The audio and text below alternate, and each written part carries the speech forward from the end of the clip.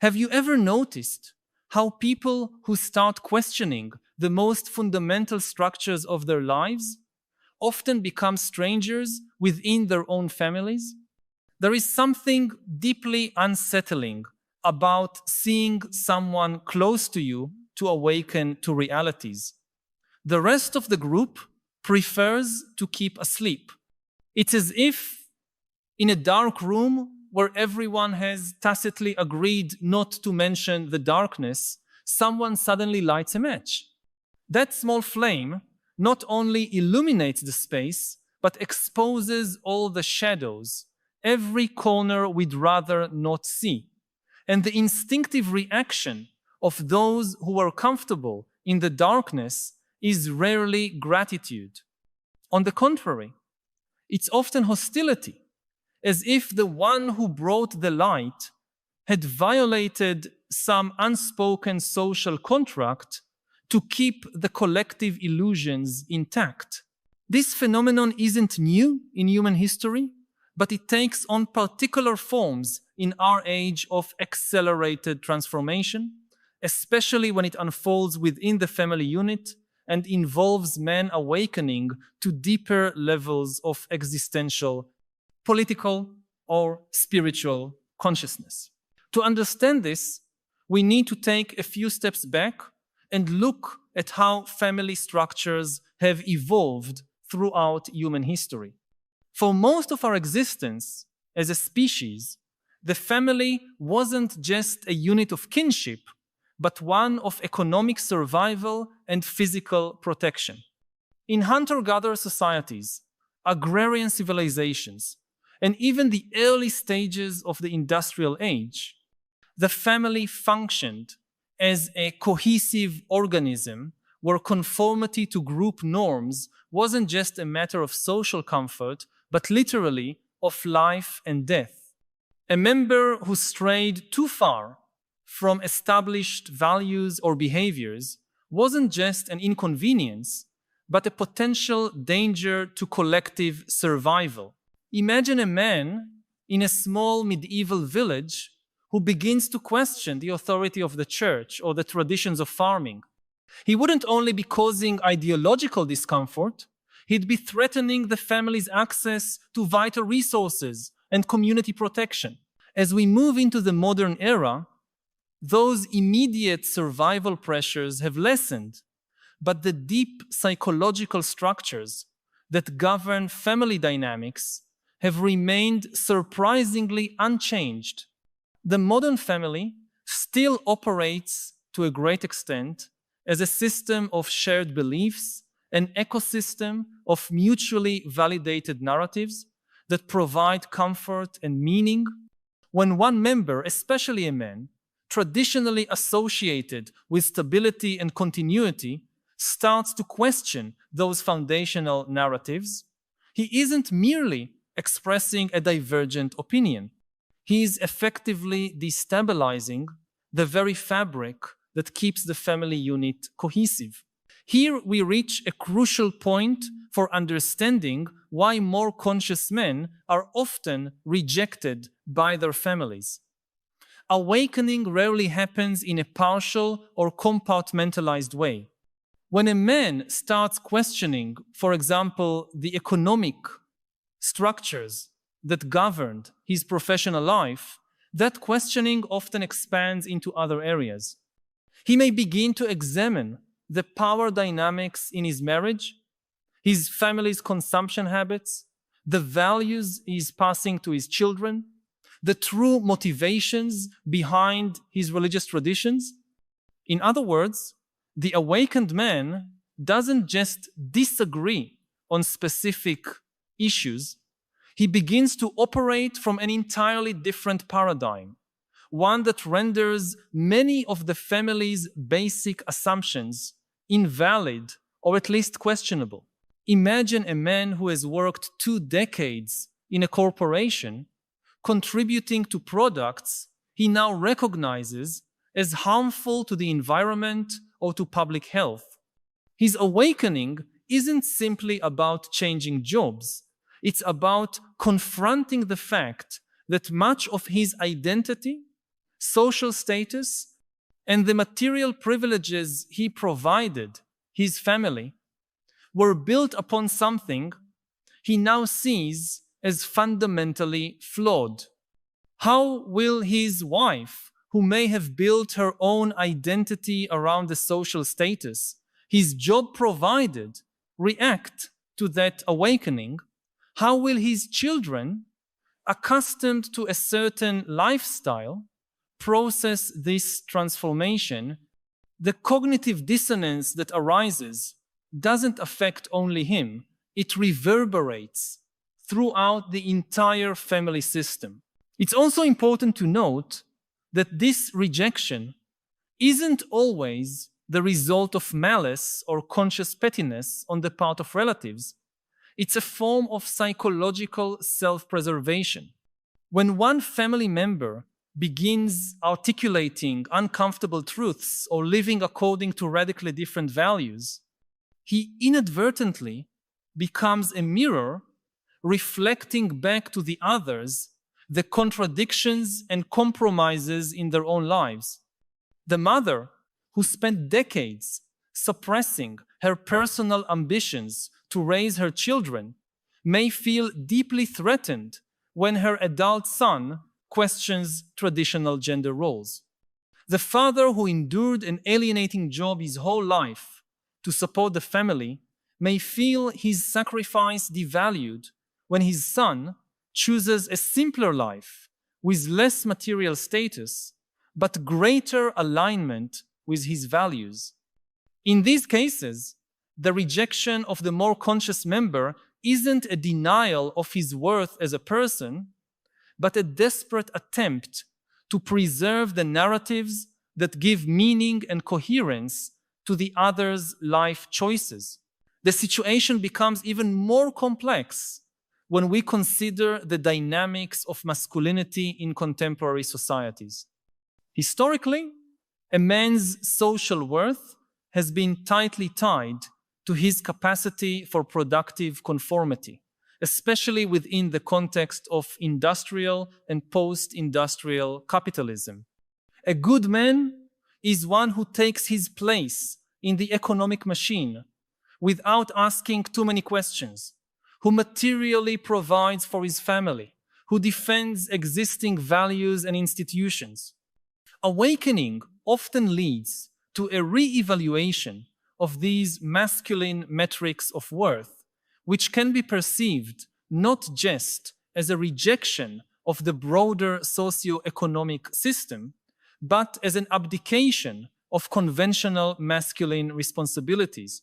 Take, for instance, a man who, after years working in finance, develops a critical awareness of the inequalities perpetuated by the system he served.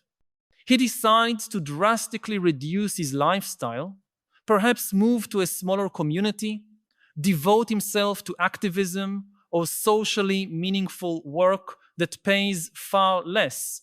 From the perspective of his expanded consciousness, he is finally living with integrity. But to his family, especially if they haven't gone through a similar awakening, he may appear to be abandoning his responsibilities, rejecting the comfort he once provided, and even seeming arrogant in his new ethical stance. The chasm between these perspectives can rarely be bridged through rational dialogue alone, because we're not talking about disagreements over facts, but about fundamentally different paradigms for perceiving and valuing reality. Modern technology has only intensified this dynamic. We live in an era of algorithmic personalization, where each person can effectively create their own informational reality. Two members of the same family may be exposed to radically different sets of information, reinforcing divergent worldviews. The man who begins to research issues like environmental sustainability or economic injustice soon finds himself in an informational environment entirely different from that of his relatives. Over time, this informational divergence translates into a divergence of values, priorities, and even shared language. Family members literally stop understanding each other, not for lack of love or effort, but because they have come to inhabit distinct conceptual realities. There's also an important generational factor at play. Many men who experience profound awakenings of consciousness in midlife are caught between their parents' generation, often more rigid and traditional, and their children's, which tends to be more fluid and skeptical of hierarchy. They may find themselves in a generational no man's land, rejected by the elders for abandoning tradition, and viewed skeptically by the young, who may see their transformation as insufficient or too late. This in-between position can be profoundly lonely, contributing to the sense of alienation even within one's own household. I need to pause and ask you directly, which aspect of this awakening of consciousness resonates most with your own experience? Have you ever felt this kind of distance from those close to you once you began questioning structures you previously accepted without reflection? Many of us keep such experiences to ourselves, perhaps out of fear of seeming pretentious or of deepening the divide. But your reflections are valid and likely shared by more people than you think. Share in the comments, my awakening created distance when I started questioning. Your voice might help create a space where we can honestly discuss these painful personal transformations instead of suppressing them. And perhaps by naming these experiences together, we can begin to imagine ways to integrate our personal growth with our deepest connections. Another complicating factor is what could be called the false awakening effect. Human consciousness doesn't expand linearly or uniformly. The man who genuinely begins to awaken to the limitations and contradictions of his previous paradigm initially passes through a phase that could be described as a kind of enlightened arrogance. In this stage, he may become dogmatic about his new perceptions, impatient with those who don't share his vision, even condescending in his attempts to educate others. This behavior, though understandable as part of transformation, often provokes unnecessary resistance and may be mistaken by relatives for mere rebellion or a midlife crisis. True deepening of consciousness eventually leads to renewed humility, to an understanding that awakening is a continuous process, not a final state of enlightenment that separates the awakened from the asleep. Yet many men never reach this more mature stage, remaining trapped in a partial awakening that is as dogmatic as their previous unconscious state, merely with a different set of absolute beliefs. It's also essential to acknowledge the economic dimension of this phenomenon. The modern family, especially in the middle class, often functions as an interdependent economic unit. The financial and professional choices of one member directly affect the material well-being of the others. When a man undergoes a transformation that leads him to question his traditional economic role, it's not just an abstract philosophical challenge, it's a very concrete threat to the family's established way of life. The wife, who may have made career sacrifices to support her husband's path, can feel particularly vulnerable when he starts questioning the value of conventional success. The children who grew up expecting financial support for education or independence may feel betrayed. Here, The rejection of the more conscious man has roots not only in ideological differences, but in very real material anxieties. Human history offers us countless examples of this pattern. Think of figures like Socrates, Jesus, Gandhi, or countless ordinary people whose names we do not know, but who went through similar transformations. The pattern is surprisingly consistent. The individual who awakens to deeper truths often faces their greatest resistance, not from declared enemies, but from those closest to them, those who would theoretically benefit the most from their expanded awareness. No prophet is accepted in his own land, says the ancient proverb, capturing this timeless dynamic. What is less discussed is how this pattern manifests in the intimate dynamics of the modern family, and specifically how it affects contemporary men who are navigating transformations of consciousness amid the peculiar pressures of our time. Perhaps one of the most painful dynamics in this process is what we might call the mirror effect. When a family member awakens to a deeper understanding of the contradictions and illusions that permeate modern life, they inevitably become a mirror for others, reflecting aspects of reality that we would rather not see. The corporate executive who abandons a lucrative career for ethical reasons becomes an uncomfortable mirror for the brother-in-law who remains in a similar position. The mother who begins to question patterns of consumption and materialism reflects an inconvenient truth to the sister who has based much of her identity on possessions and appearances. In such cases, the hostility directed toward the more conscious family member is rarely about the specific ideas they express, but about the existential discomfort their mere presence evokes in others. At the center of this dynamic lies the primal fear of isolation. Human beings are, above all, social creatures. Our need for belonging is not just a preference, but a deep psychological necessity rooted in our evolution as a species. For hundreds of thousands of years, isolation from the group meant almost certain death. Our brains evolved to fear social exclusion nearly as much as we fear direct physical threats.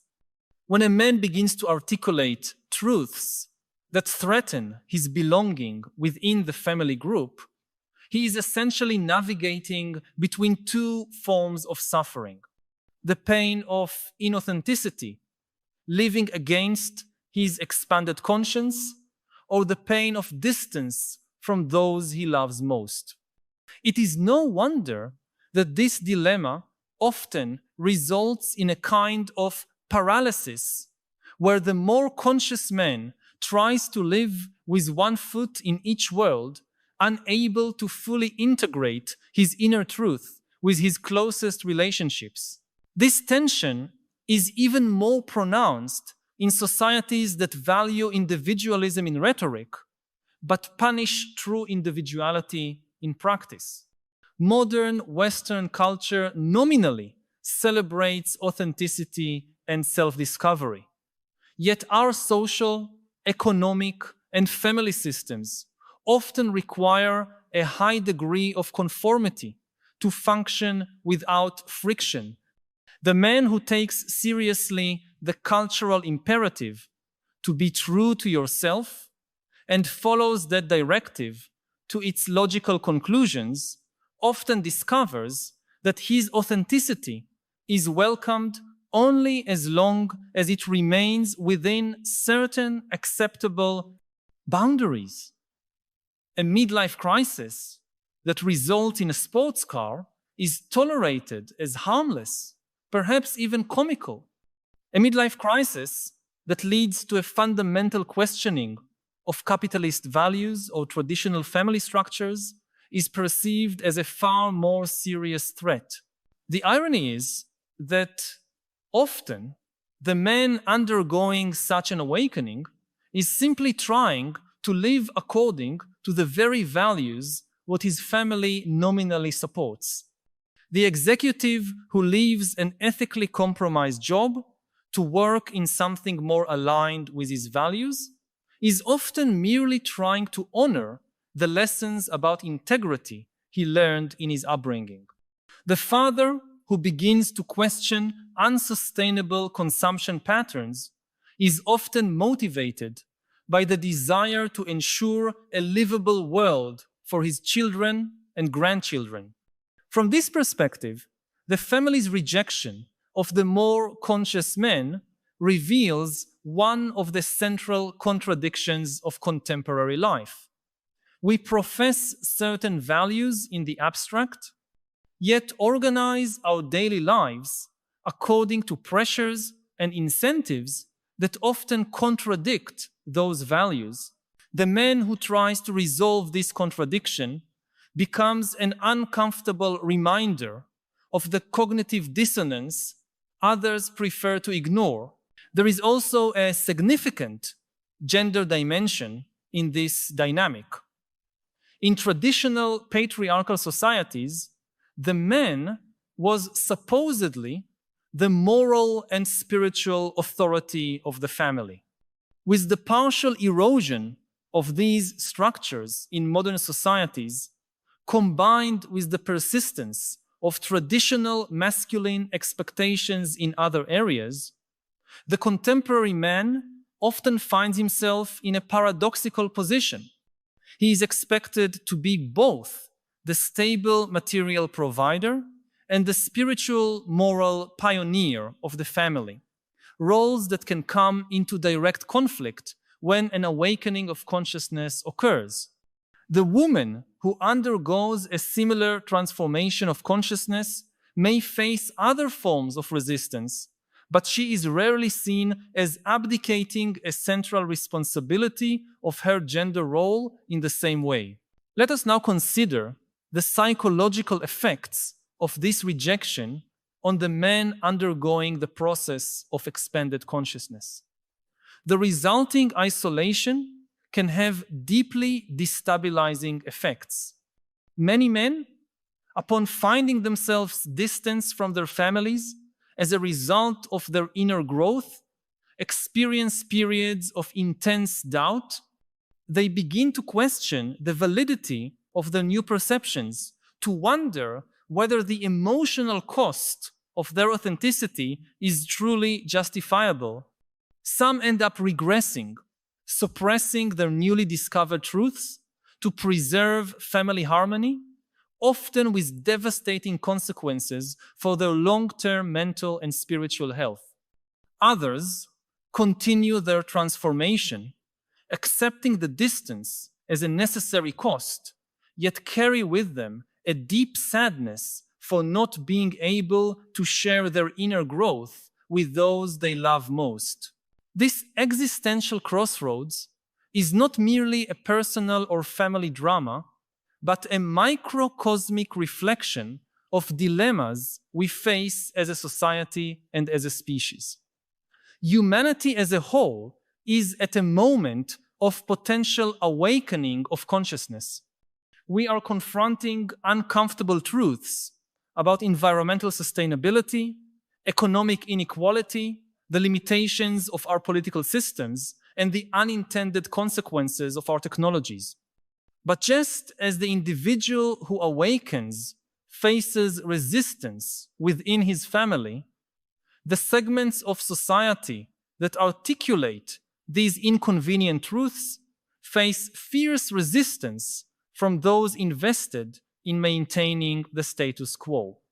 The dynamic is fractal, repeating itself at different scales, from the family nucleus to the global community. So how do we navigate this treacherous terrain? How can a man awakening to an expanded consciousness honor his inner truth without unnecessarily alienating those he loves. There are no simple or universal solutions, but some guiding principles emerge from the collective experience of those who have crossed this territory before us. First, it is crucial to recognize that authentic awakening of consciousness includes an expansion not only of intellect, but also of empathy and compassion. The truly conscious man understands that his family is not simply wrong or asleep, but operating from the paradigm they know, facing their own fears and limitations. He recognizes that his own consciousness is an evolving process, not a final state of enlightenment that separates him from the unenlightened. This humility is essential for keeping channels of communication open. Second, timing and pacing matter. Deep transformations of consciousness often occur during moments of crisis or rupture, but their integration into daily life is a gradual process that may take years or even decades. The conscious man learns to discern when to express his most challenging truths and when to focus on common ground still shared with his family. He recognizes that not every moment is equally conducive to transformative conversations, and that trying to force others to keep up with his process can be counterproductive. Third, it is important to find supportive communities outside the family nucleus. Historically, those undergoing significant transformations of consciousness sought others on similar journeys, forming monastic communities, philosophical circles, artistic or political movements. Today, such communities can be found both locally and digitally. These connections provide validation, shared language, and examples of how others have navigated similar territory, reducing the pressure on the family unit to meet all needs for understanding and belonging. Fourth, recognize that integration is often possible, even when it initially seems impossible. With time and patience, families often find new balances that accommodate the expanded consciousness of their members. The man who initially seems radical and disruptive in his family's eyes may eventually be recognized as someone who opened valuable paths for everyone. This integration rarely means returning to the previous state, but rather developing a new, more flexible and inclusive family paradigm. Finally, it is vital to remain open to the possibility that one's own awakening is incomplete or partially mistaken. True expanded consciousness includes the capacity to continually question one's own conclusions, to remain open to the possibility that aspects of the worldview we reject may contain truths we are not yet seeing. The family, precisely because of its resistance to our new perspectives, can serve as a valuable counterpoint, highlighting blind spots in our understanding that we might otherwise overlook. It is also important to consider the impact of broader social structures on this family dynamic. In societies where basic material well-being is precarious and where adequate social safety nets do not exist, the pressure on a man to conform to conventional productive expectations is intensified. The challenge of integrating expanded consciousness with family responsibility is very different for a man living in a society with strong social protection, where basic needs are guaranteed regardless of individual choices, compared to a man in more Darwinian societies, where his family depends entirely on his ability to function within the dominant economic system, regardless of how he ethically evaluates that system. This structural reality reminds us that the family's rejection of the more conscious man is not merely a psychological or spiritual dynamic, but also a socio-economic and political one. The same structures that make it difficult to integrate expanded consciousness into family life also create obstacles to broader social transformation. The executive who cannot leave an ethically problematic job without compromising his family's material well-being is a microcosm of a society that cannot transition to more sustainable practices without temporarily compromising established living standards.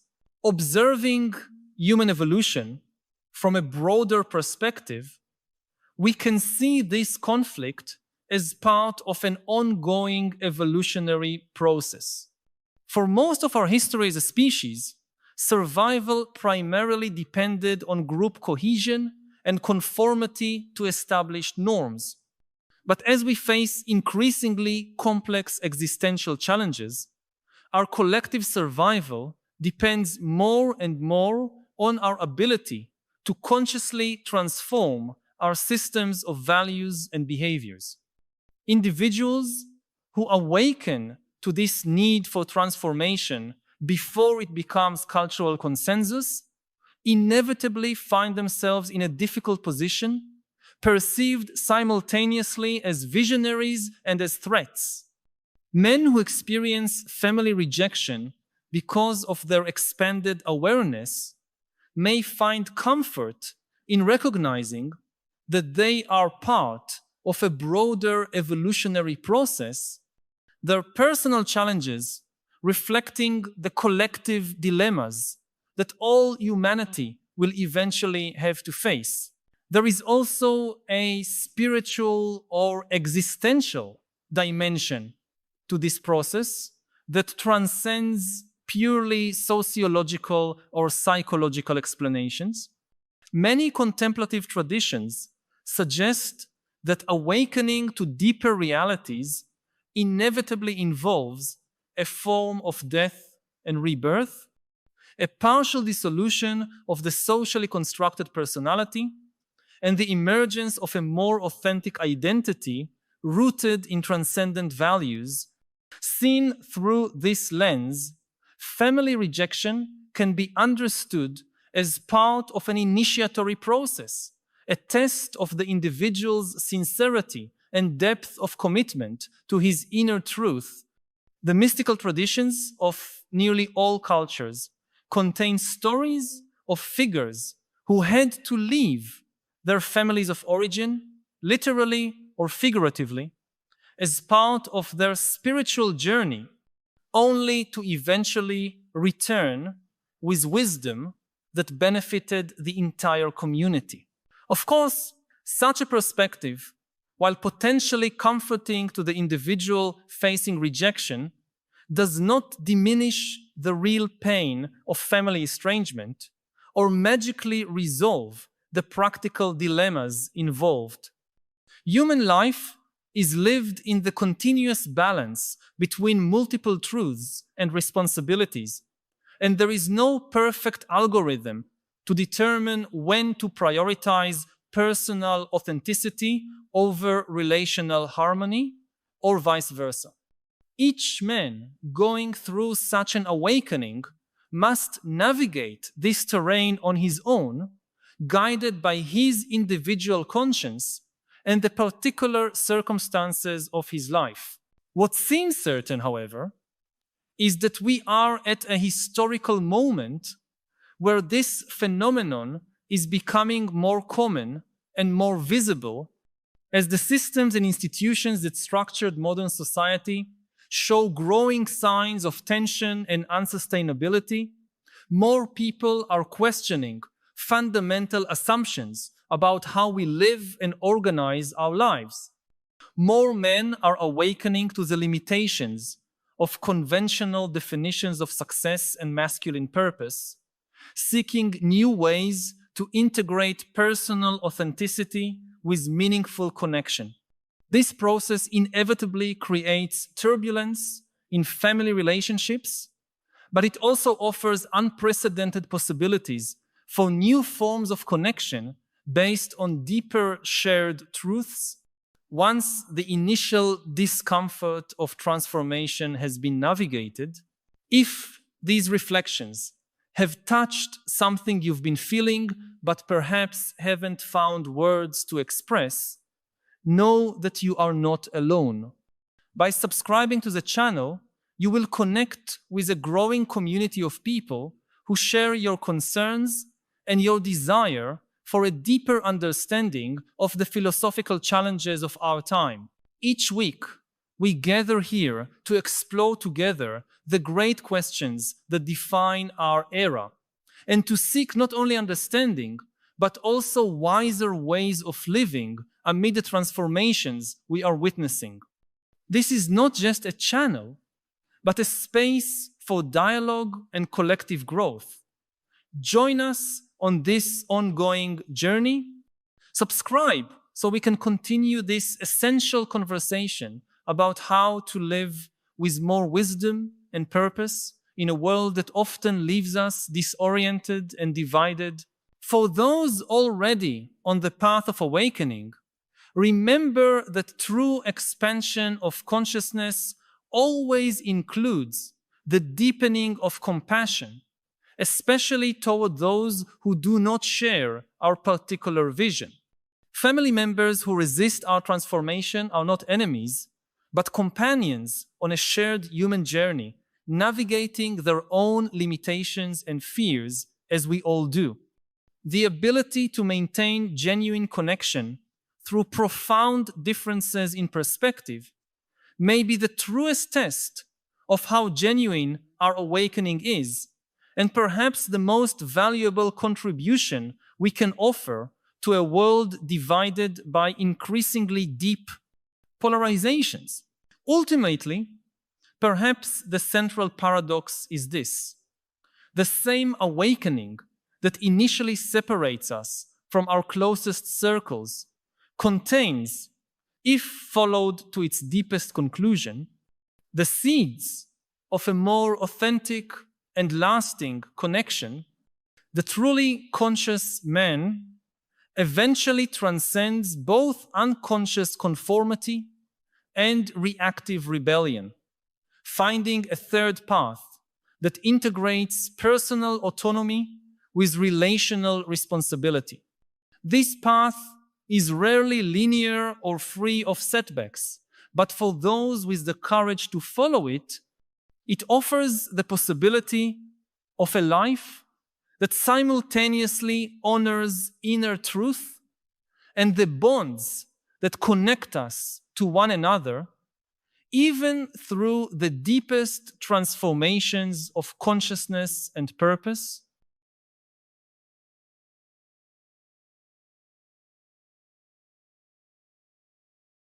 Humans are the most intelligent animals on the planet. They are also the most delusional entities on the planet. A super intelligence is likely to be super delusional as well. Nothing in human history indicates that intelligence is a good antidote to delusion or necessarily puts you on a path towards the truth. I think that the impulse towards truth comes really from consciousness. And since there is no evidence that AI has consciousness, and maybe it will develop, maybe as we speak, the first conscious AI is being kind of born somewhere. But so far we have no convincing evidence that it is conscious, that it's capable of suffering. One of, I think, the big delusions of places like Silicon Valley is this overemphasis on intelligence, which is partly because there are extremely intelligent people there, who their life is built on intelligence, and they tend to overvalue intelligence. And this is a very dangerous thing. My kind of historical instinct is that a super intelligent AI, if it lacks consciousness, it will not pursue the truth. It will very quickly start to pursue other things, which will be shaped by delusions of various types. So what is the most common portrait in the world? What is the most famous face in the history of humanity? It is the face of Jesus. I mean, there are more portraits of Jesus than of any other person in the history of the world. Billions and billions produced over centuries in cathedrals and churches and homes, and fully 100% of them are fictional. There is not a single authentic, truthful portrait of Jesus anywhere. We have no portrait of him from his own lifetime. The Bible doesn't say a single word about how he looked like. There is not a single word in the Bible, whether Jesus was tall or short, dark hair or blonde or bald, nothing. All the images, and it's one of the most famous faces in history, it all comes from the human imagination. And it's still very successful in inspiring people and uniting people. Could be for good purposes, charity and building hospitals and helping the poor, but could also be for bad purposes, crusades, persecutions, inquisitions. But either way, the immense power of a fictional image to unite people. Distinguished guests, dear colleagues and students, good evening. My name is Liu Chen, and I am an assistant professor in the School of Arts here at Peking University. It is my great honor to serve as a moderator between two distinguished scholars, Professor Yuval Harari and Professor Cheng-Le Song. Professor Harari, I'm sure most of you are very familiar with his works, but let me introduce him briefly in the very beginning.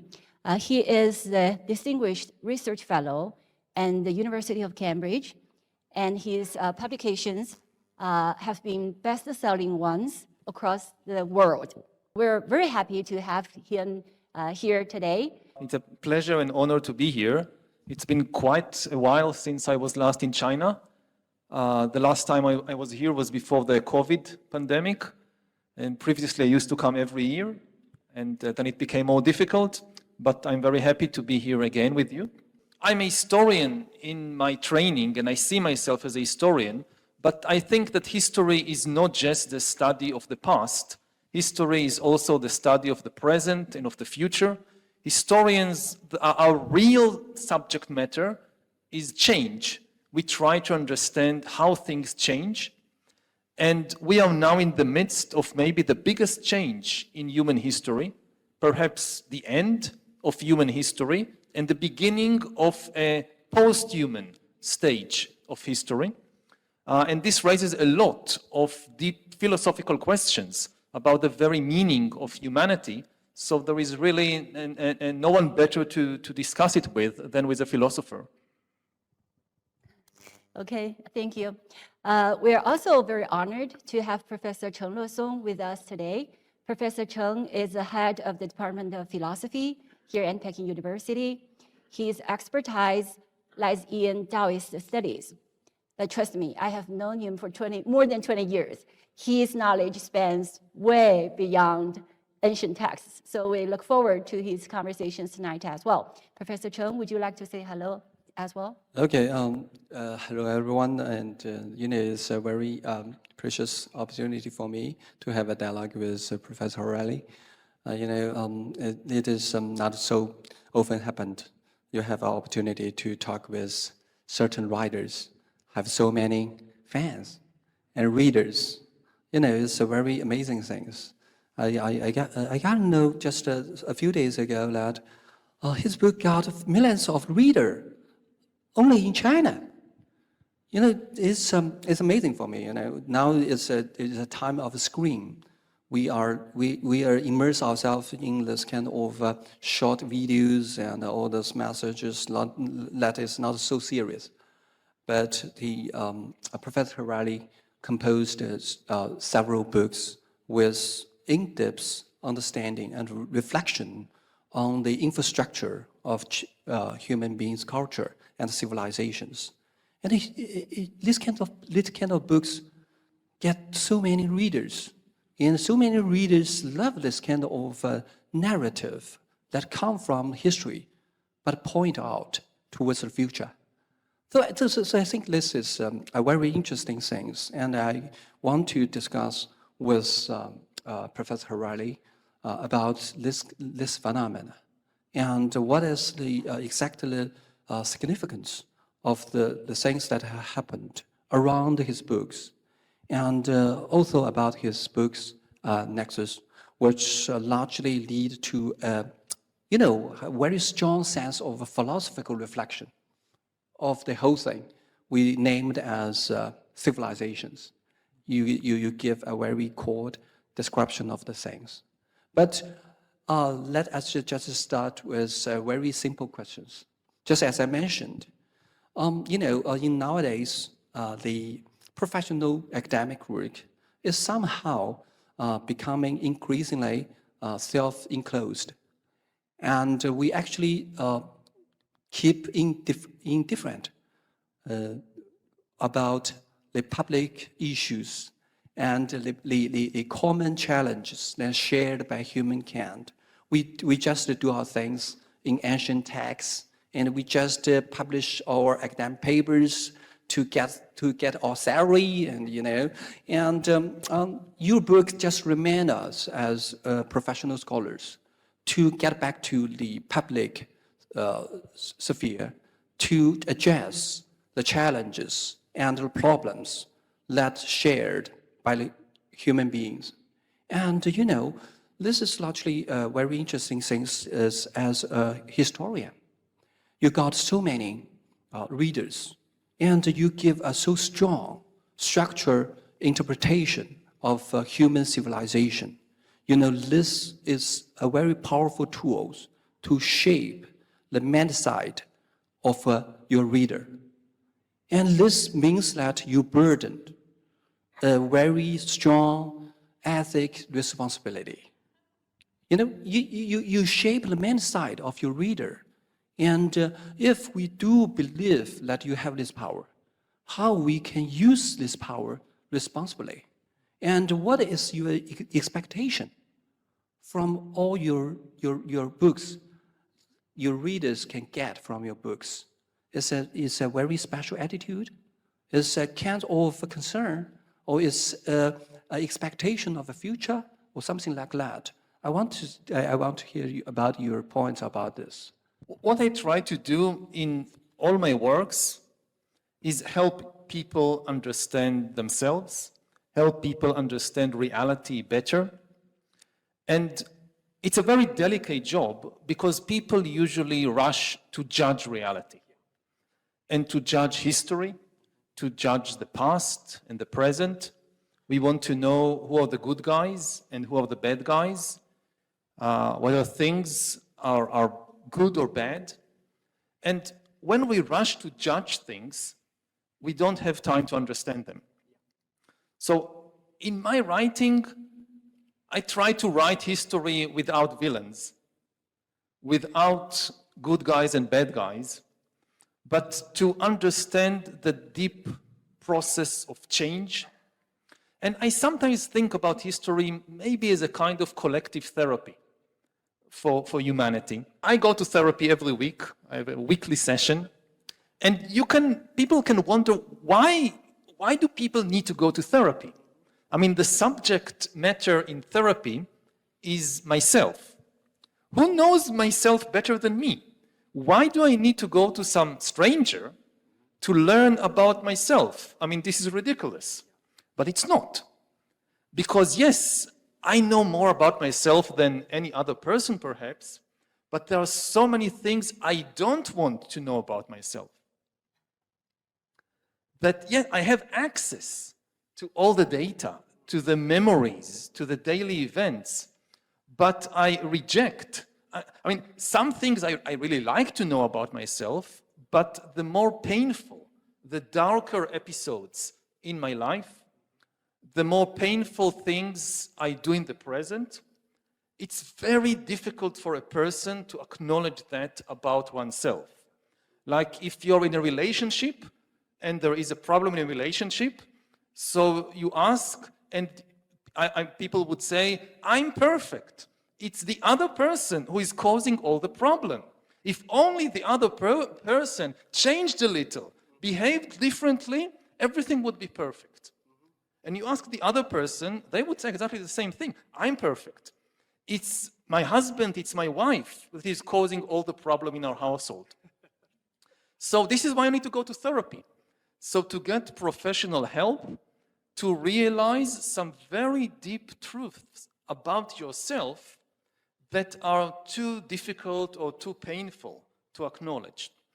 And history is like therapy for entire civilizations or for the whole of humankind. Also, entire nations often don't want to acknowledge dark episodes in their past or dark things they are doing right now. Entire civilizations, the same. You ask, and almost every nation, almost every country would say, we are perfect. All the problems are because of the other nations.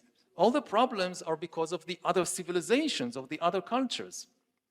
And I think the responsible job of historians is to, and not to share blame, but to simply help people understand better the big processes and the deep sources of the problems in the world.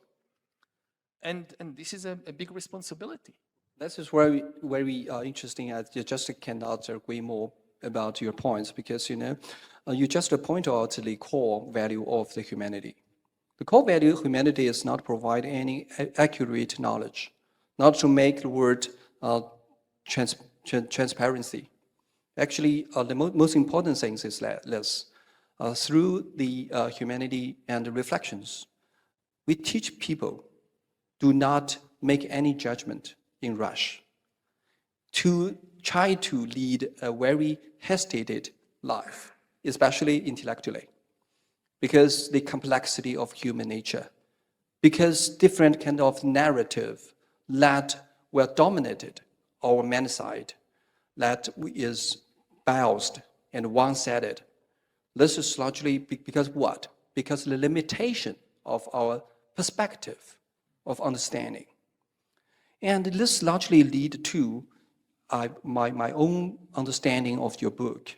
I think that through all your four books, you are largely trying to give a very cautious, refined warning to us as human beings, to urge us to respect, but never blindly trust our imperfect human nature.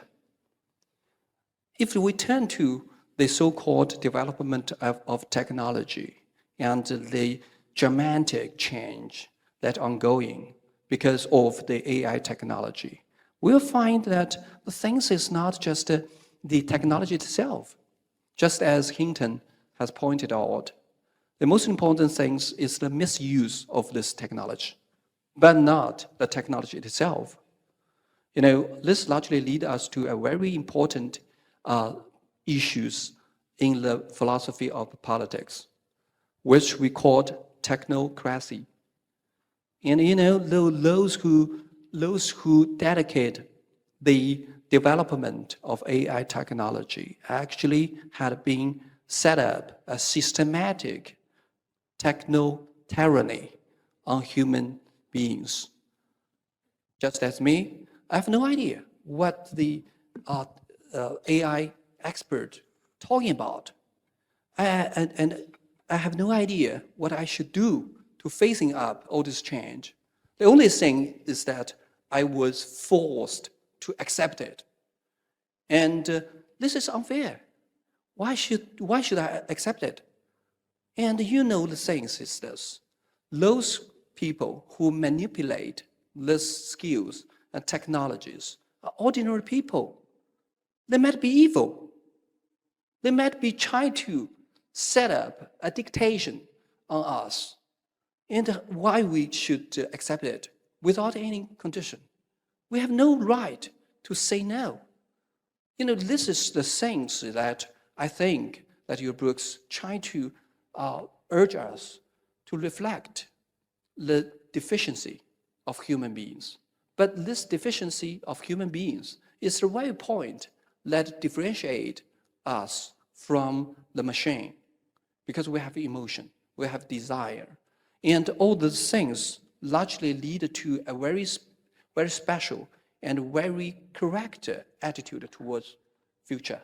I called it moderately optimistic. you should not too optimistic, but in no way you put it in pessimistic. This is largely the things that, in my mind, to say your book just as a warning towards us.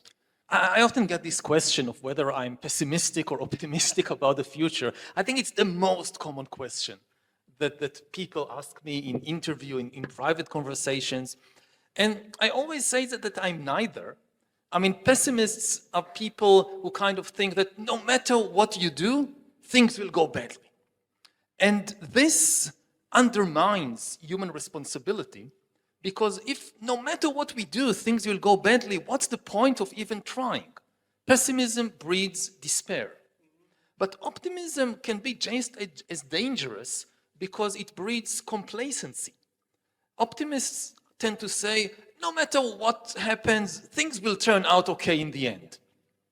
And then if this is the case, again, we don't need to take responsibility, because whether we act or don't act, whether we think very deeply about what we do, or we just do the first thing that comes up in our mind, things will turn out okay. And I try to find a middle path of being responsible, which is not optimist or pessimist. It's realizing there are different futures possible ahead of us. We can draw a map of different futures, some good, some bad. Nothing is determined. There is no God and there is no law of history that will correct our mistakes if we take the wrong choices. We are not doomed. We have immense power, human beings. We have immense resources, knowledge. We can do the right thing, but there is no guarantee. Enough people need to make good decisions in order to reach the right destination. And, when I look at the world right now, I am appalled by the lack of responsibility, which is shown by many of the political and business leaders around the world. And it seems that humanity is going in a very, very dangerous direction. And at this moment, responsibility is more important than ever because of the AI revolution. We are in the process of creating not just the most powerful technology in history. We are in the process of creating potentially a new species of super intelligent entities, agents, that might very soon take control away from us. We have just a few years to get this thing right. I keep telling people that AI is not like the previous technologies we have invented in history. This time, it's not just about us. Philosophers have this habit that when people invent something, so they always say, it's not about the technology, it's about the humans. They decide what to do with the technology. This was always true, but it's no longer true. We are now creating an independent agent. The defining characteristic of AI is not automation, the ability to act automatically. The defining characteristic is agency. To be an AI, a machine must have the capacity to learn and change by itself, to make decisions by itself, and to invent new ideas by itself. If it can't do that, if it only follows your instructions, if you can predict everything it will do, it is not an AI. And we are rushing to create these super intelligent agents in a very irresponsible way. And as I travel the world and I talk with the leaders of the AI revolution, I ask them two questions again and again, the same way they ask me, are you optimist or pessimist? So I reply with two questions of my own. I ask them first, why are you moving so fast? Why don't give humankind a bit more time to adapt, to reflect, to do things more carefully and safely? And almost all of them reply the same answer. Almost all of them say, we know there are huge risks. They often know it better than anybody else, the leaders of the AI revolution. We know there are big risks. We would like to move more slowly, but we can't trust our human competitors. If we move more slowly and the other company or the other country doesn't slow down, they will win the AI race, and then they will dominate the world, and the world will be ruled by the most ruthless people. We cannot allow this, so we must move faster.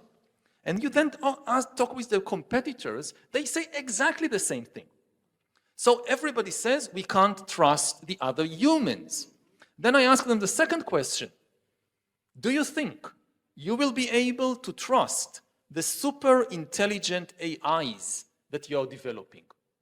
And the same people who just explained to me why they can't trust other humans suddenly say, oh, we think we could trust the super intelligent AIs, which I think is borderline insanity.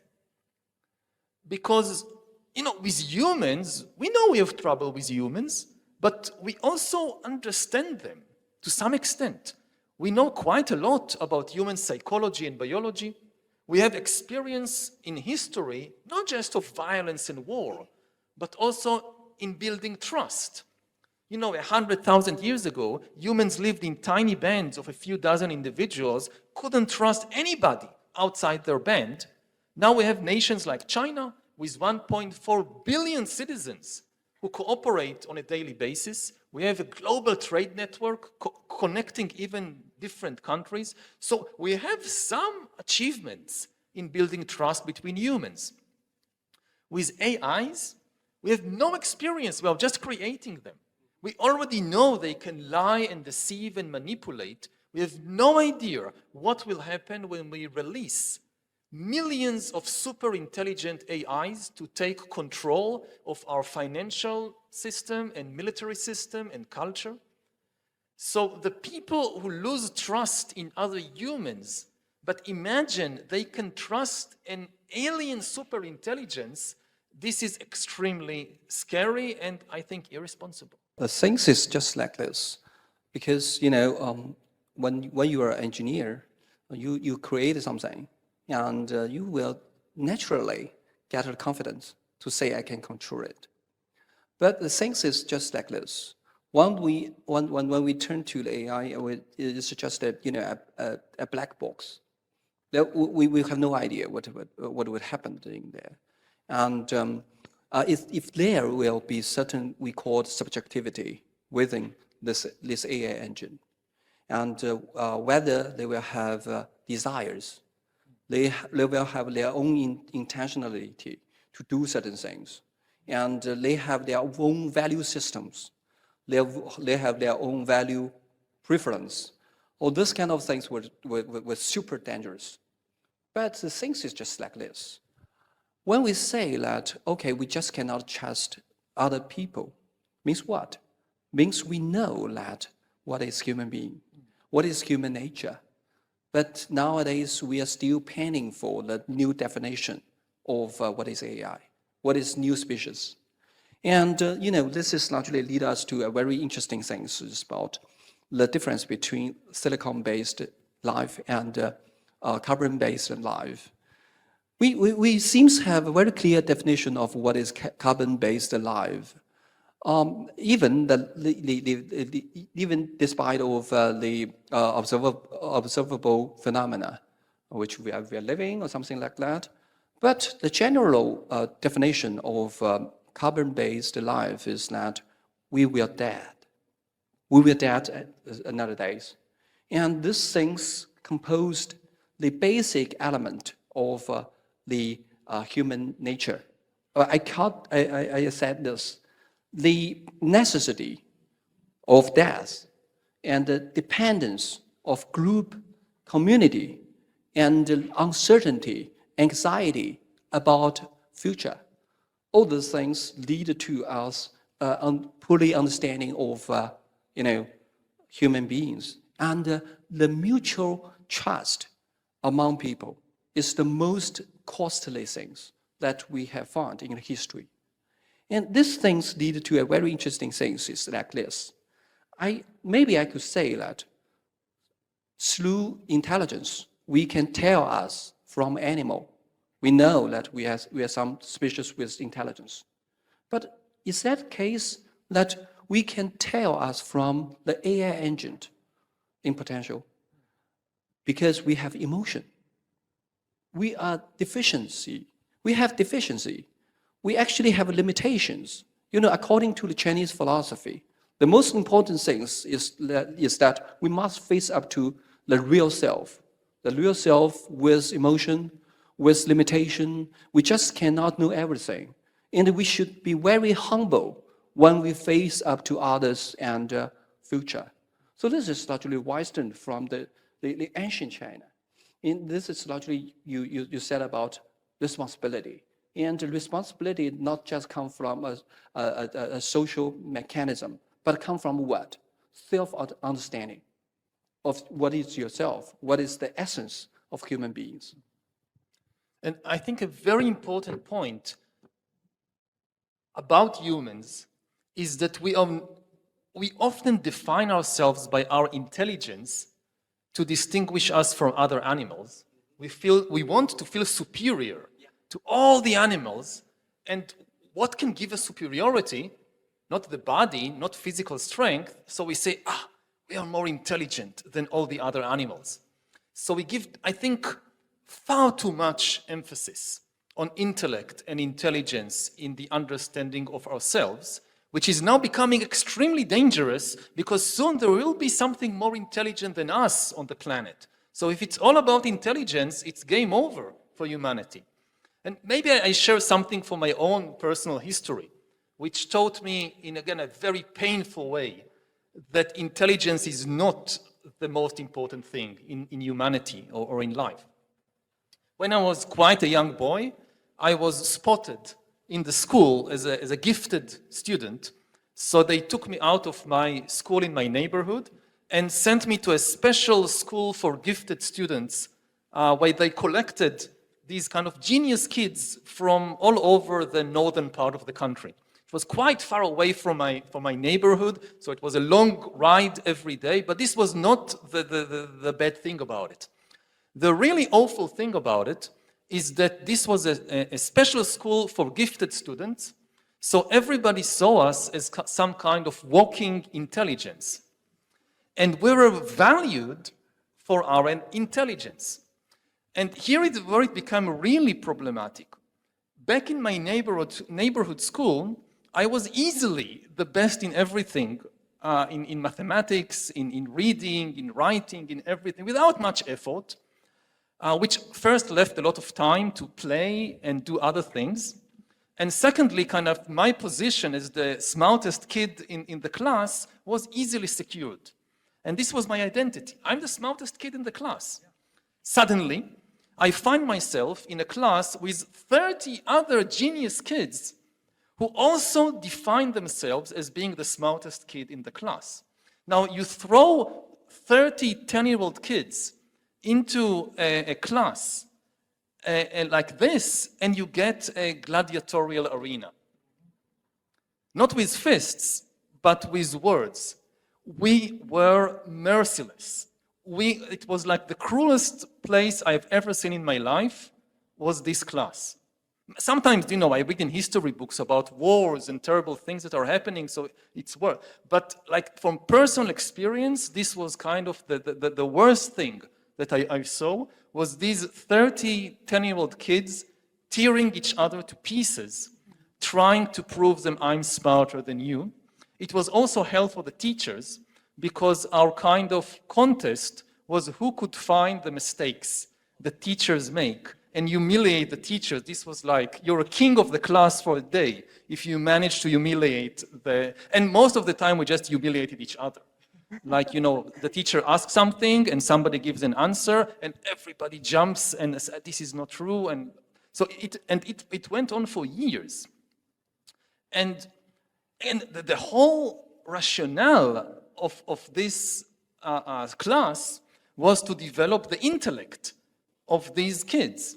So nobody invested anything in developing our social skills, in developing our emotional skills, or in developing our physical skills, our bodily skills. And it was a very, I now can joke about it, but it was a very painful experience. You know, after being for 10 years in this environment, as teenager, we came out with quite developed intellects, but with horrible social skills, which made, I know some of the people who were in that class, and they still carry deep scars, injuries from that time. And this taught me in the most kind of personal and visceral way that you cannot define a person or build a person based only on intellectual skills. There are much more important things, that ultimately humanity is about feelings and not about thoughts. Maybe if I have more time, I'll say something also about, I said something personal, now let's kind of open it to the grand vision of human evolution. You know, originally, we humans, our ancestors at least, were worms crawling on the ground or in the mud. A very simple life form. It's just a tube with two openings, a mouth to take in food, and another opening to expel all the waste from the body. There was no brain. There were already nerve cells, neurons, but there was no brain. The center of command of this ancient worm was in the stomach, where the food went. Now, over millions of years, in order to get food and also warn about danger, so more nerve cells developed around the mouth in order to taste the food and smell the food and see the food and hear the food. And this became the brain. And this is still our basic structure today. We are basically a worm. It's just, you know, look at yourself. It's just this long twisting tube with a few things attached to it. But it's a worm, and the brain is still near the mouth. But the big question is, maybe the center of control is still where it always was, in the stomach, not in the brain. And it's a big question in brain science, because maybe not the stomach, but the spinal cord is an integral part of the brain. And there are good reasons to think that, yes, you have all these neurons here that get all the attention, but ultimately the real center of command of the human being is still here. Well, actually, I know exactly what you're talking about, but Professor Harari, as one of the smartest guys around the world, saying that intelligence is not that important. It's really interesting. Okay, go on, Professor. Yeah, actually, you know, always there's kind of show off to say that I'm very smart, but it's not so important. But actually, you know, I know that the students here on set of this hall, the Peking University students who have passed a very selective examination to go to this campus. And actually, you during date back to your childhood, you are the smartest students in your class. But once you step into this campus, even though you are just somehow around average, and this is a very, you know, this is very tough process of mind change, especially in the first year, first semester. You must accept that I'm just around average, and you know, most of your teacher think like you just so you are not so smart. And all the way you adopted to demonstrate that you're smart is totally nonsense. So this is largely the things that lead us to a very important point to say that the things that make us human is about our deficiency, or the things that is not so concerned with intelligence. Because the things is just, for me, it's just like this. When we say that we are trying to controlling certain things that has intelligence that supports us, we still has a very important reasoning mode that come from instrumental reasoning. We try to regard this as a tool, but not as a subjector. And if you regard this as a tool, then actually you will get into the trap of modernity. The trap of modernity is a continuous pursuit of efficiency. You do things quicker, and you face up to different kinds of competitions. And you have competitions with human beings, other companies, other countries, other nations. All those things, it's about competition. And now we have a new competition. With what? With AI. With new and species that is totally has intelligence that supports us. This is the real things that stir and get all us into a panic. And this kind of worry actually lead to a historical reflections. Because what? The anxiety that long for thousands of years always come from the same things. The uncertainty of future. And how we can take action responsible to respond the change that's happening. So to speak, for me, that is, the things is not just about technology. The things is about the deep understanding of a deficiency of human beings. And we should, with full recognition of our limitation, then to take a cautious steps towards the future. And to say, just as the motive of today's discussion, understanding is an antidote. You must firstly to do certain in-depth reflection before you take any action. But now we are too rush in action, and we too rush into a new form of competition. And this is largely what I called consequence of modernity. So we actually not face up to the so-called competition with AI, but we actually run into a competition with ourselves. But I'm not sure I would put all the blame just on modernity, because we see things like that also in ancient times. I know very little about Taoism, so I would be happy to hear from you about it. But at least in the West, you can trace these things back thousands of years. Especially you talked about the fear that humans have of losing control, of not knowing. And this fear often propels people to look for something infallible. Mm-hmm. Like the fantasy of super intelligence didn't begin today or a few decades ago.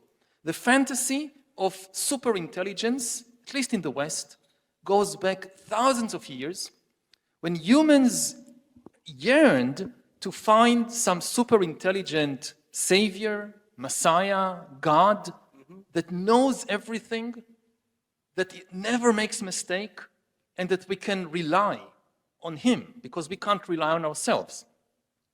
And this fantasy, the first artifact that it produced, and which is still one of the most important artifacts in the world, is the Holy Book. Again, I don't know what is the status of Taoist texts that you're studying. I'll be very happy to hear in a moment from you. But in religions like Judaism and Christianity, ultimate authority is invested not in any human being, like a priest or a rabbi or something. Ultimate authority is invested in an artifact, a text, which is supposed to be super intelligent, never makes a mistake. Now, of course, until today, there was always one very big problem with texts like the Bible. They can't talk. They can't answer questions. So here I am, believing that this text is perfect intelligence, never makes any mistake, but I have trouble understanding the words. It's not written very well. There are too many meanings to the same sentence. I'm not sure which meaning is the correct one. Or maybe this text was written 3,000 years ago when people were farmers Now I have like a modern business. I'm not sure how to apply the lessons of this text to the new reality. So what do? I ask the text, it doesn't answer. So I need a human to interpret the text for me.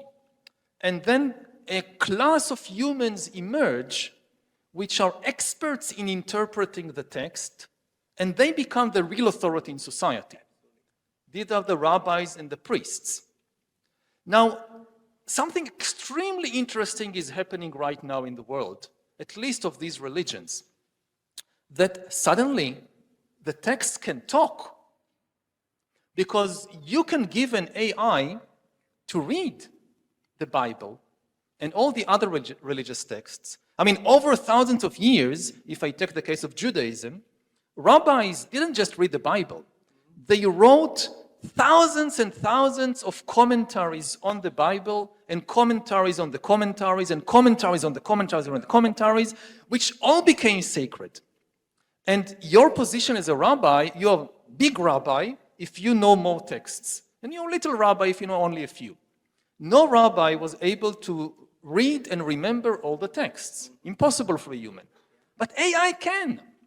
For the first time in the history of Judaism, there is something on earth that can read all the texts of Judaism, everything written by every rabbi in Poland or Yemen like 800 years ago. It read everything.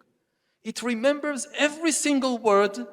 It can find connections and patterns in the holy texts that no rabbi can. Will it become the new authority in Judaism? Now, if you have a question and the AI says, oh, this is the answer, it can give you like pages and pages of proof from holy books.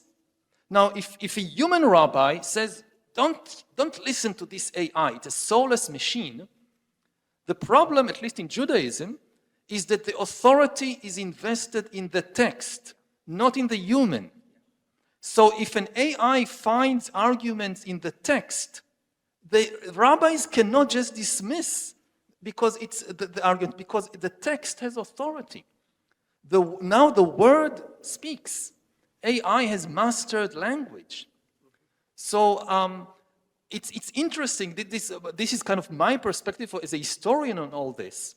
How it's not just modernity, it's the whole of human history which is feeding into this AI revolution with very unexpected consequences, maybe. The same thing is happening in the legal system, which also a very authoritative text that until today we needed lawyers to interpret the text. Now the text can speak for itself. Yeah. It's the same thing in the financial system. Until today we needed bankers and financiers to interpret the money, the financial texts. Now they can interpret themselves. So maybe AIs take over the financial systems and the religions and the legal system. So this is just kind of a thought to share. And I would be very happy to hear how it is in Taoism and whether you think that you will have an AI Taoist master anytime soon. No, actually, the case was totally different in Taoism. Because, I'm just not trying to blame everything to the modernity. But the thing is just like this, modernity comes from the Western tradition. Exactly, the modernity is the offspring of the whole tradition. But in China, it's totally different. Because Taoism is a too complex systematic sort. So let me just start with a very simple sentence, the very opening sentence of the Tao Te Ching, 道可道非常道, which means the things that you spoke out is not the constant things. Which means, for me, there is a very interesting definition of authority. You just mentioned of authority, which is always character. And for us Chinese people, along with the Taoist intellectual tradition, we actually have the two pre-assumptions. The first thing is, as common human beings, we have very clear limitation of our rationality. We just cannot say we can control or grasp the ultimate truth of the cosmos, of the whole thing.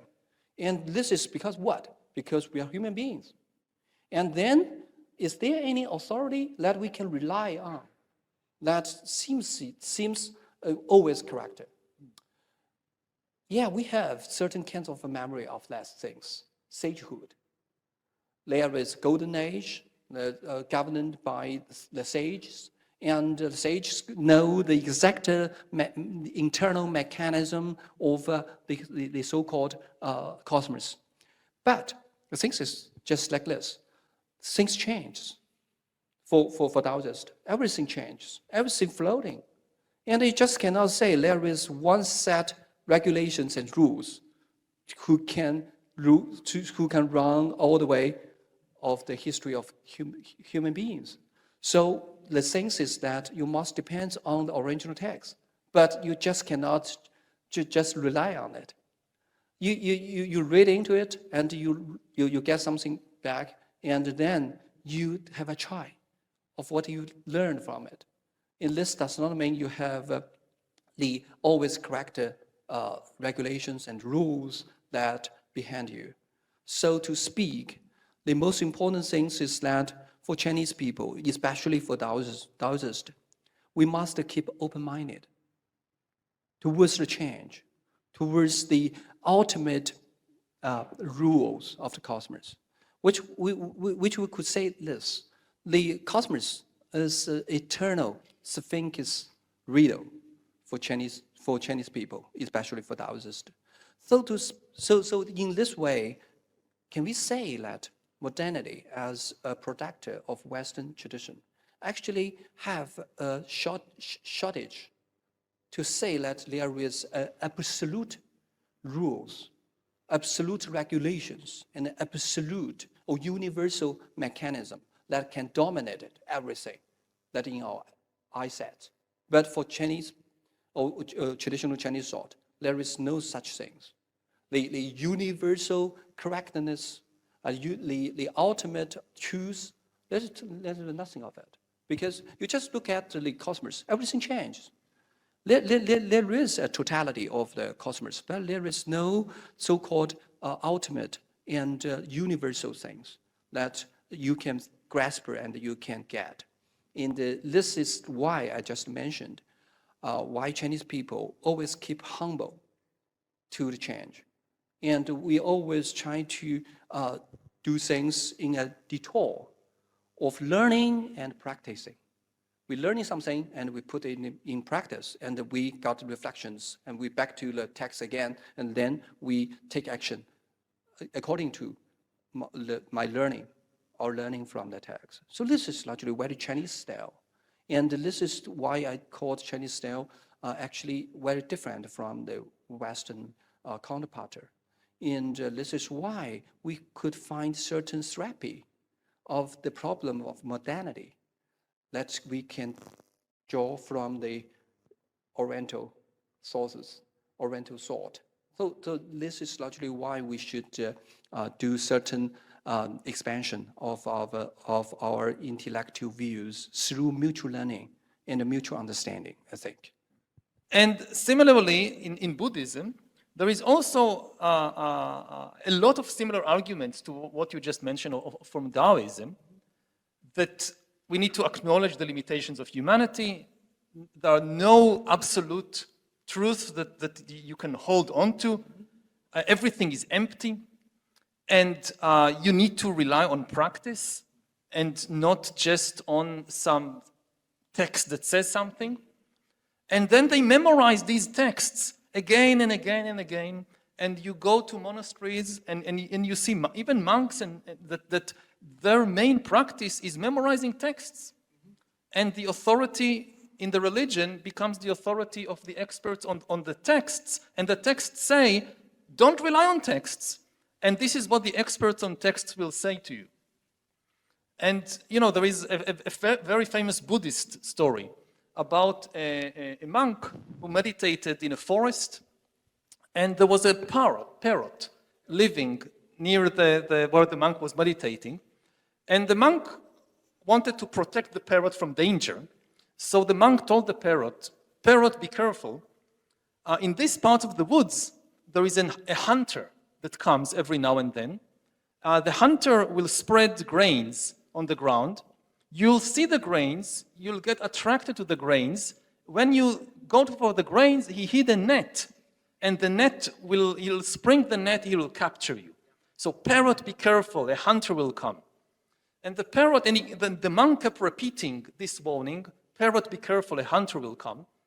And the parrot, as a parrot, learned this warning. And the parrot would sit there on the tree and just repeat all day, "Parrot, be careful, a hunter will come. Parrot, be careful, a hunter will come."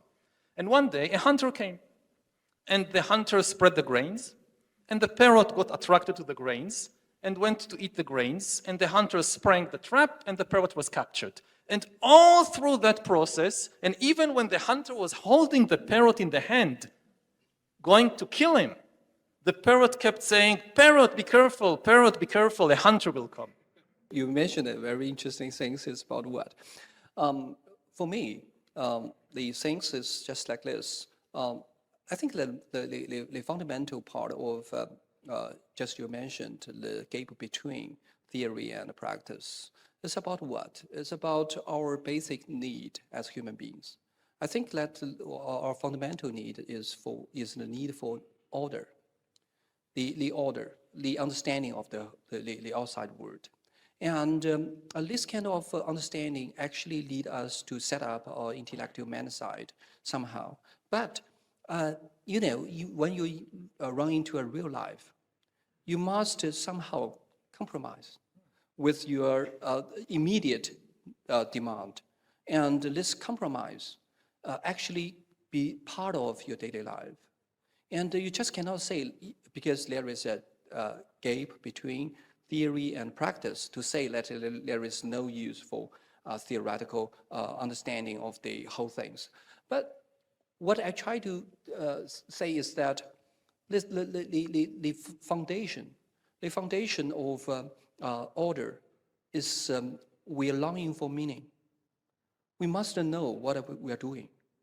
You just say that we do some things. We must have our intention, and where come this so-called intention?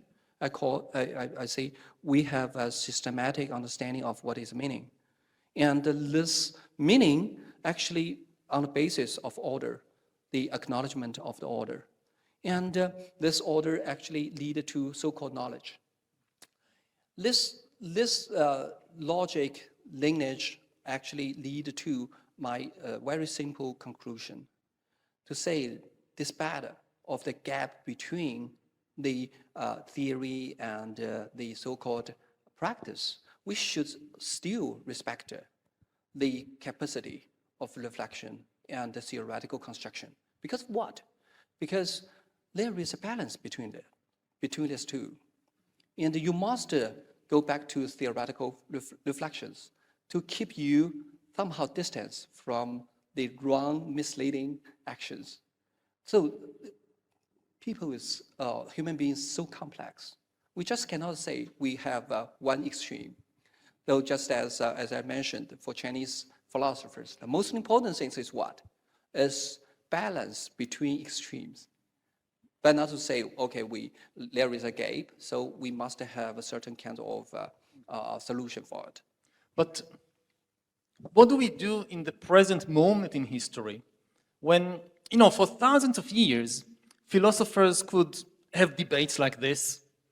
And it was important to some extent, but it was not all that important because the world went on.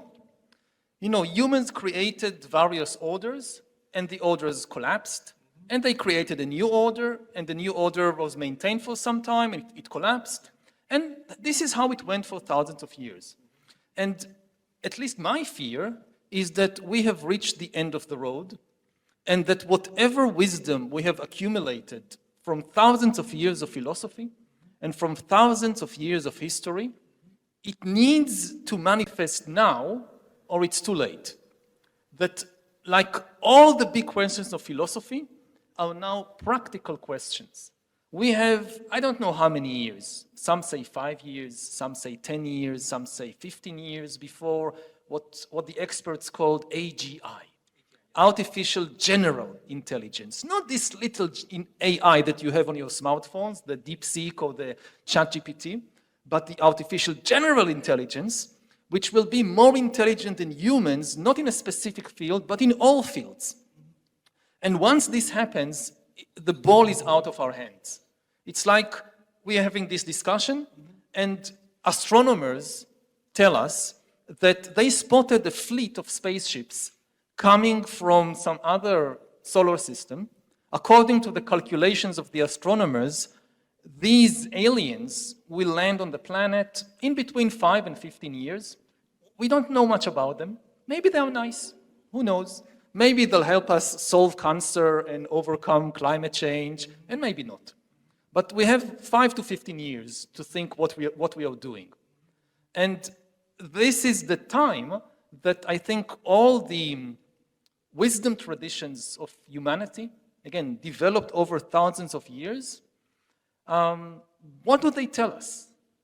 What do they tell us about this specific moment in history, which is, I think, different from previous moments, because the process of change, of course, things will continue to change, but maybe not for humanity. Maybe this is kind of the last station for humanity. Just one word. You can close the whole discussion. Actually, I think that for me, I'm more optimistic than you. For me, that advantage of humanity is just because of its deficiency. You know, just because we are not perfect. And you can imagine certain perfect things, but I do not think that we could just be replaced with the civilization of human beings will be replaced by certain super intelligence. Because what? Because we have emotions. But I just cannot imagine how silicon-based life have imagined, have desire, have intention to just to remove us, to set up a kind of governance on human beings. Because what? Because we have desires, because we are somehow has a very strong sense of shortage, strong sense of deficiency. So this is largely the only things that, in my mind, that might be more optimistic than you. I'm not sure how much time we have, but I don't know whether AIs or AGIs will ever have consciousness, will ever have feelings. I think this is the biggest question of all. But I don't think that you need feelings in order to have goals and to act in the world as an independent agent. AIs, you give them a goal, or they develop a goal, then they do things to reach the goal without any emotions or desires. If you have a self-driving vehicle, you can give the vehicle the goal, get me as fast as possible to the train station, and the self-driving vehicle on the way would run over people.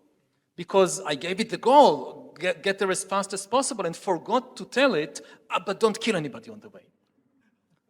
So, and similar, we have so many examples. The most famous example is what happened on social media. That social media companies gave the AIs, the very primitive AIs that run social media, the goal of increasing user engagement, make people spend more time on the platform, and the algorithms began to spread hate and fear online and to destabilize societies all over the world, because they discovered that the easiest way to increase engagement is with fear and hatred and greed. So they don't have any desires, they don't have any emotions, but they can have a goal, and then they can do a lot of things on the way to that goal. And that, I think, is the danger for us. And the fact that we have emotions and feelings means that we can suffer a lot. I mean, I think that ultimately the definition of consciousness is the capacity to suffer and to be liberated from suffering. But this is no protection. You know, cows can suffer, and we didn't treat them very well. Other animals can suffer, and you know, it's not necessarily even that we are evil. A lot of animals we have destroyed without even thinking about it. So the cows, we exploit them for meat and milk and so forth. But so many species have gone extinct in just the last few years by humans destroying their habitats, like they live in some forest, and the humans come and cut the forest and build something. And the humans are not even aware that they are doing something bad to these. There is no evil intention. It's just you don't see them. So some super intelligence may have whatever goal it could be, and it's not evil, it doesn't even have any emotions, it's just on the way to the goal, it runs over us. Great. I think we are about to run out of time, but I'm sure that Professor Cheng likes to share some comments on. You're fine? Okay, so before we end, let's invite Professor Harari to give a close remark. For me, it was an honor and a pleasure to be here with you today. And this has been one of the most inspiring discussions I've had recently. So thank you for that. The reason I do these talks and that I wrote the book is because I really think that humanity is about to make maybe the most important decisions in our history. And at present, there are very few people in very few countries that understand what is happening and that take part in the conversation. Lots of people now have heard about AI, but most people don't have a deep enough understanding of the AI revolution to know what is at stake and to feel competent to take part in the discussion. So I can't tell people what would be the solutions or what policies to adopt. My understanding is also very limited.